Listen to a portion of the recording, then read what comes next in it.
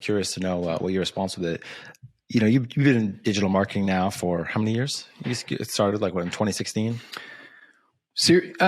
Yeah, with your program in 2016, but seriously since 2018. Yeah.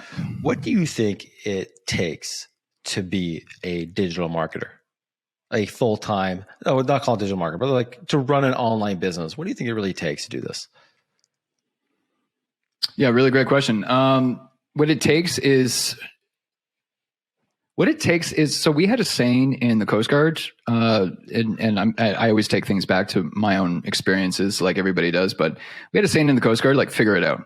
Because in the Coast Guard, we were constantly put in stressful environments and situations that in some situations it was almost like there's no way out here. There's no solution. Well, figure it out. Take what you have, take what access to resources and tools you have. Tony Robbins says this all the time. It's not about the resources you have access to. It's what level of resourcefulness do you have? Right. You can make a way or find a way. And I think the best digital marketers, the best content creators out there find a way, because a lot of people will just see all the odds and how the odds are stacked up against them, and they'll throw their arms up and give up before even hitting the record button, or before typing up the blog, or before taking any action whatsoever. They convince themselves, they tell themselves a story that they're going to fail. So what it takes to be a really great marketer is just surrounding yourself with like-minded people. I mean, come on, it's cliche to say this, but I'm going to say it anyways. You know, you are the average of the 5 people you spend most of your time with. You want to be a good digital marketer, hang out with some digital marketers. You want to lose some weight, hang out with some fitness freaks. You want to grow your wealth, hang out with some rich people. I know it's so cliche, but it doesn't make it any less true. And so yeah, being a great digital marketer, hang out with some digital marketers, consume content like this, YouTube channels, podcasts, because like in my situation, I help people blow up on YouTube. Well, it's really hard to blow up on YouTube if you don't actually consume YouTube content. So me and my team are constantly consuming YouTube content to stay on that leading edge. So because success leaves clues, right? But ultimately, something that I should quickly touch on is the fact that there's, maybe this sounds a little harsh, but I also believe it to be true. There's no original content out there. There's nothing that's original. Everything has been repurposed or repackaged. And the reason why I'm saying that is because, I mean, geez, even though I'm a Tony Robbins fan, I know Tony has taken all of his knowledge from other sources. His mentor was Jim Rohn, and I can't remember who was Jim Rohn's mentor now. And so Tony has researched all these successful people, all of these different religions, all of these different business professionals and financially wealthy people, and then he packages it up in a way that only he can.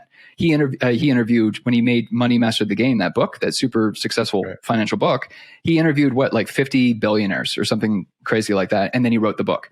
So I think the same approach, the same mentality certainly is applicable in digital marketing. I don't know. What do you agree with? What do you disagree? Throw it back.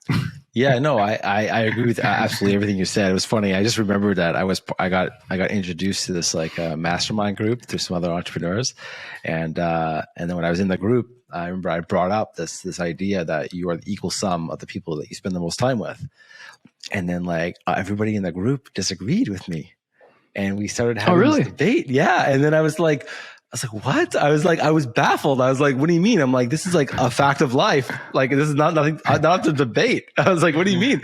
You know, but I ended up leaving the group because I was like, this is like you know, like we can't argue about this. This is like a fact, you know? So yeah, I absolutely agree with that.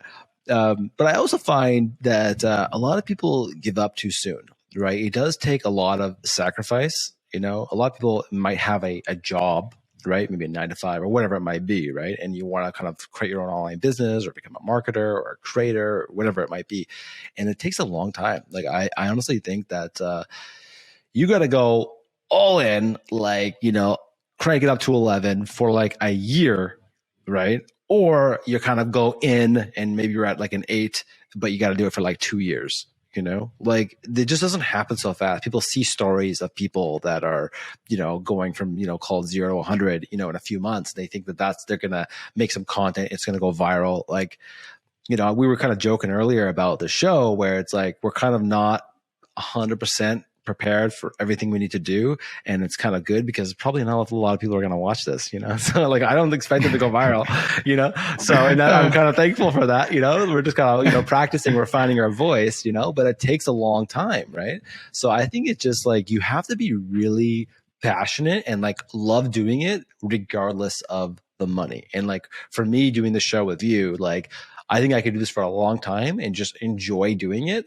And it doesn't matter, like, obviously we want to make money eventually from this, but like anyone watching this right now, like we ain't making no money right now. We're just, we're just having fun with this. We're going to, and I really believe that we have to be doing this for many months by the time we really find our stride and like find our voice and kind of, and know how we're going to represent ourselves online and create, whatever, call it a character or whatever it is that other people will also appeal to and enjoy. And I'm just excited about being able to meet with you and just talk about these stories. I think about this stuff all the time and I have nobody to share with and talk about it. And once in a while, I'll bring up a story like this is someone, like I talked about earlier, like the Nelk Boys or whatever. I've told other marketers about this who had never heard about them. And I start telling them what they're doing and they're like, what? And they're like, and then we go down this rabbit hole. Right. And it's like, that's my jam. That's what I love talking about. Right. Yeah. So I think that's what it really takes is like, yes, you got to like, I think a lot of what you were talking about is like all the tactical things, which is like you have to surround yourself with other people. You have to find models for success, right? And a lot of people who are getting started, they don't realize that. They don't, to us, it's so obvious because we've been in this for a long time. But beyond that, like even just get started, like you have to be willing to be doing this for a year, if not really for 2 years. And I used to say this too with, in social media director, I used to tell people when they start their career in social media, I'm like, you're probably going to be broke for like 2 years.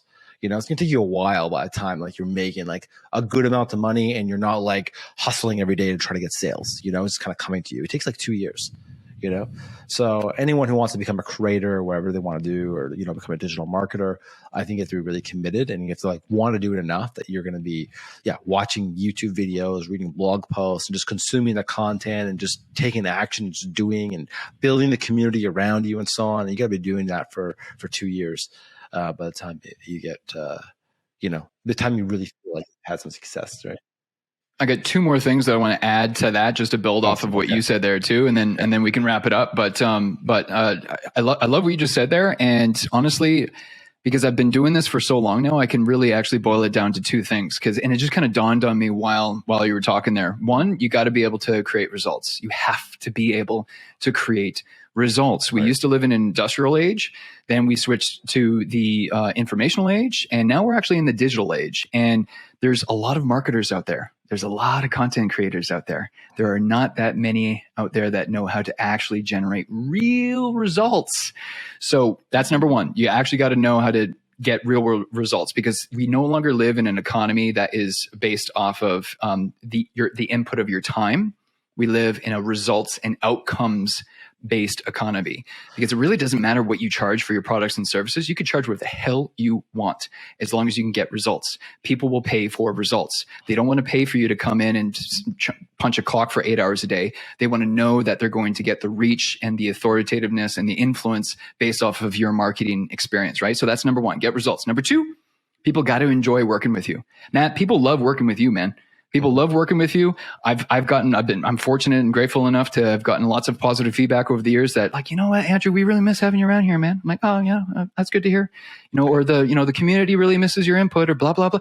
Like, just being enjoyable to work with. Yeah. Oh my God. That goes so far, especially now that we're all doing everything virtually, and being able to make connections with those in relationships. I'm telling you, you'll find yourself, maybe you lost a client, or maybe you got laid off or something.